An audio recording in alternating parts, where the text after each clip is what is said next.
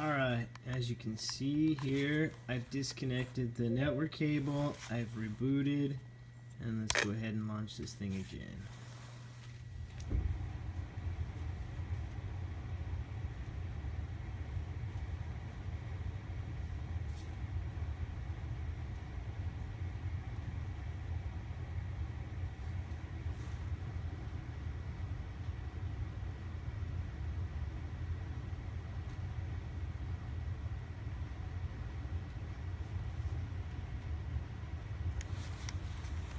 And I have no start or select